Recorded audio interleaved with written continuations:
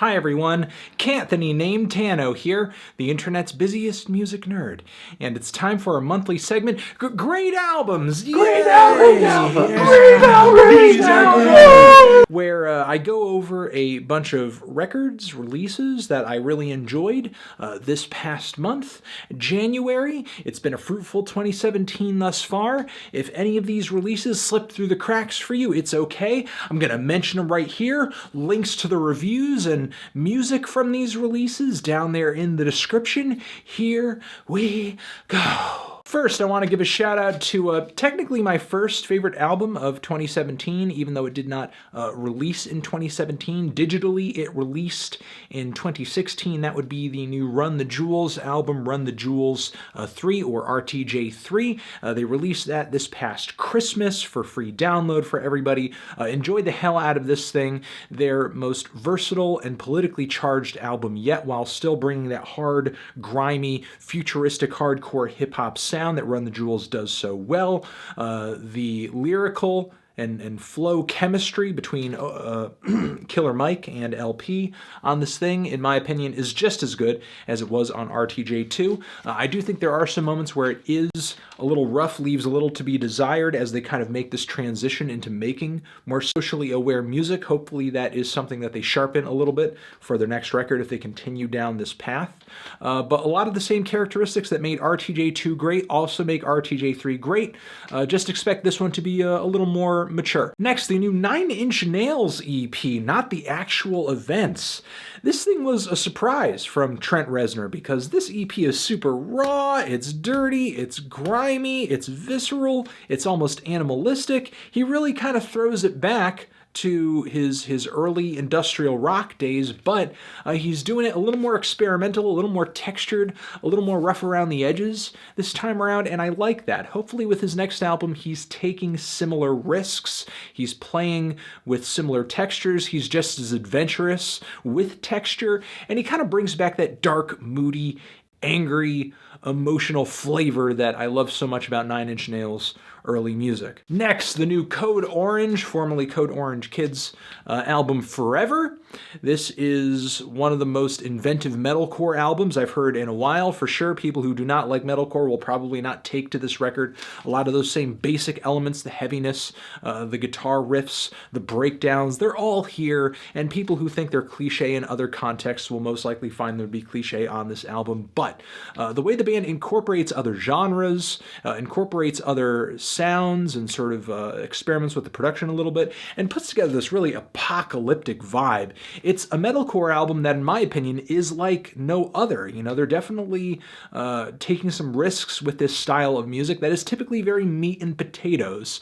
Still, though, at its core, this is still a very primal and angry and very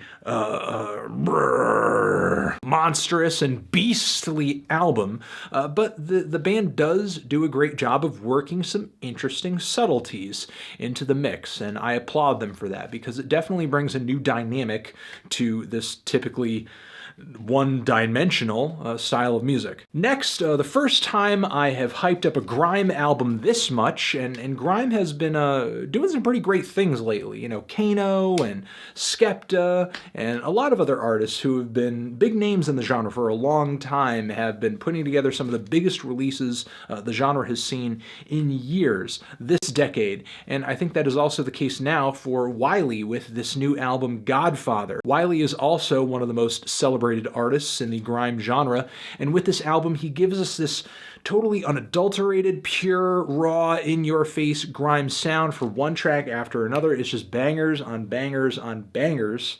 And what's interesting is once you dive into the lyrics on this thing, not only does Wiley say some funny and cool personal stuff about himself, but he sort of gives fans this sort of spread out grime history lesson a little bit, because you can go into the locations and the brands and the artists and the various pieces of culture from the grime scene that he references throughout this album and actually get a great understanding of the world that this music comes from, or at least, you know, piece together some kind of research where you can kind of see the web of culture that kind of grime was born out of. Of course, Wiley's performances, his flows all over this record are great.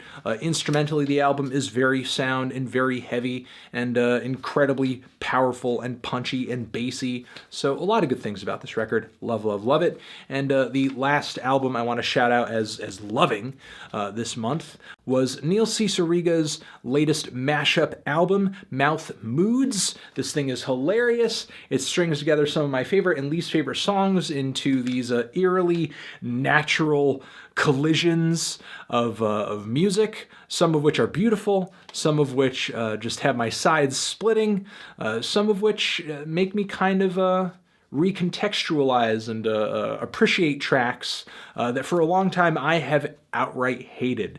And Neil just kind of has that knack for mashups, and his approach to the mashup is much different than any other artist out there. I love how he sort of primarily works on tracks sort of from a more melodic perspective. It's not like he's just kind of throwing some rap verse that you've heard from some of your favorite rap albums or something on top of an instrumental from a rock or a pop band or an indie band that you're familiar with.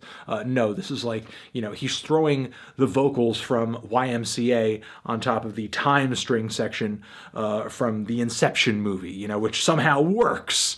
It's crazy, the stuff that he does with these mashups. Some people might write this album off as just being a meme, but I actually think it's a lot more than that. There is quite a bit, I think, that goes into Neil's mashups, and I just think this thing is incredible. And also, shout out to the new Foxygen album, Hang. Definitely too scant and flawed an album for to be on my love list for this year, but definitely a musical highlight for me this year. Hopefully the band continues down this more ambitious instrumental road, keeps the recording value high on their next effort, but deliver some more material, deliver something a little bit more cohesive and conceptual, and flows a little bit better from track to track on their next one. But this was definitely them bouncing back really well from their And Star Power album.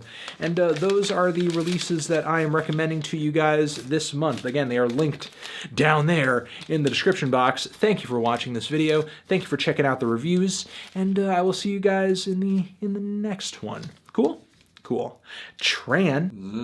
Have you given this album a listen? Albums recommended to you. Some of them linked next to my head. Subscribe button. Official website. You're good. Get some sleep.